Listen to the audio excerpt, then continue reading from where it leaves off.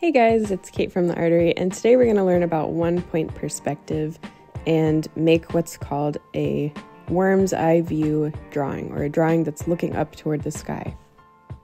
This video is going to be part 1 of the project where we do the drawing, and then next week we'll do part 2 of the project where we add color using watercolor paints. For today, you'll just need a 9x12 piece of watercolor paper, a pencil, an eraser, a straight edge, and a thin Sharpie or a Micron pen. So the first thing that we're going to do is we're going to put a little dot right in the center of our paper with our pencil. This dot is going to be our vanishing point.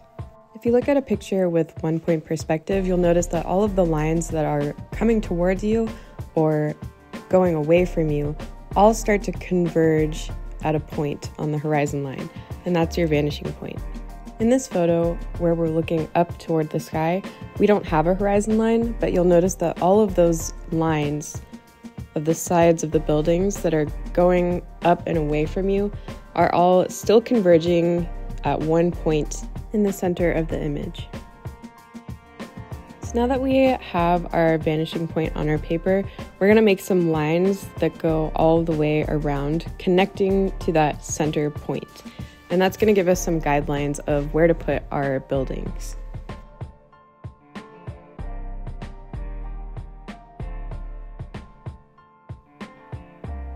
Once you have this kind of star shape with all of the lines coming out of the center, next we're going to draw in the tops of the buildings. So try to imagine those lines that come out from the center as the sides of your buildings. And that area in the middle where we have our center vanishing point is the sky. So you can decide how tall or how short you want your buildings to be. You can give them flat, squared off tops, or you can make them round or whatever kind of shape of building you want. You can also do like a kind of a V shape and show two sides of a building instead of just the one flat side. You also don't have to make all of your buildings touching each other. You can add space in between your buildings. As long as those sides of your buildings are all converging to that center point, then your buildings will be in perspective.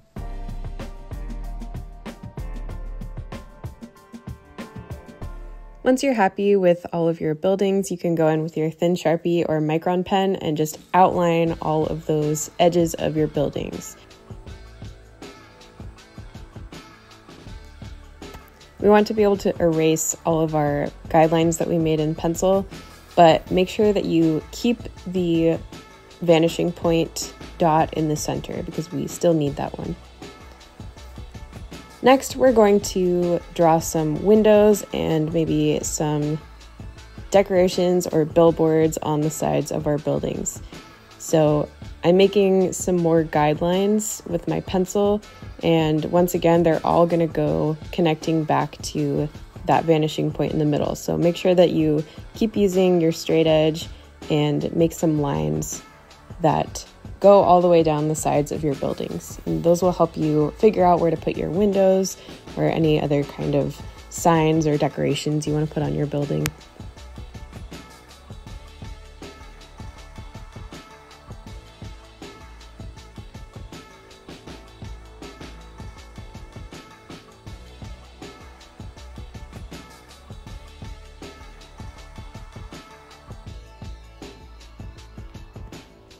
I'm also going to start adding in some horizontal lines that go down the buildings. So lines that are perpendicular to the lines going to our vanishing point.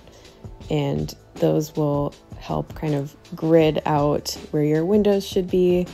Another thing to keep in mind is that these horizontal lines that go down the buildings are going to get spaced out and further apart from each other as we go down away from the middle point.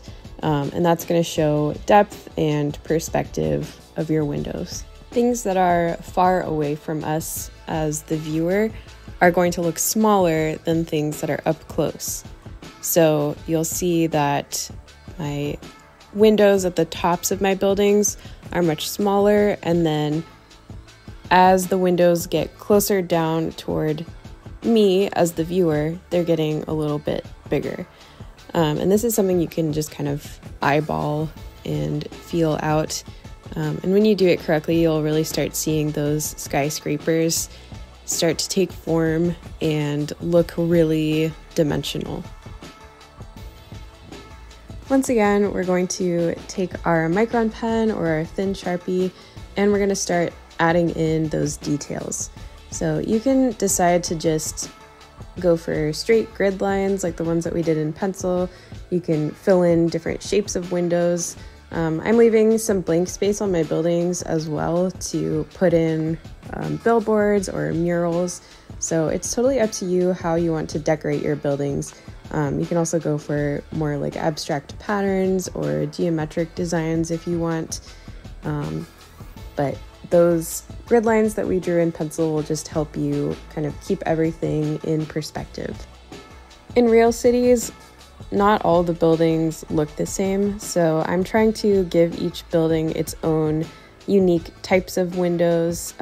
Maybe some of them are more wiggly, some of them have arched windows, other ones have little square windows. You can be pretty creative with how you want your buildings to look and give them all their own distinct character.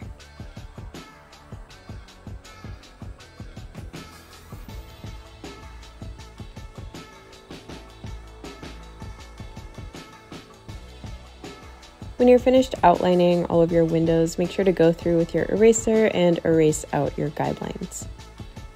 The last thing that I'm going to do is add in some patterns to my spaces that I left for murals or billboards or anything like that.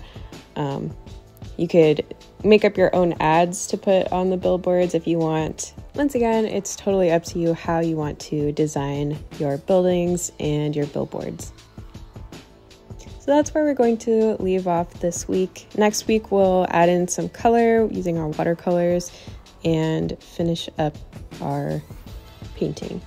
Thanks guys so much for watching, and I will see you next week.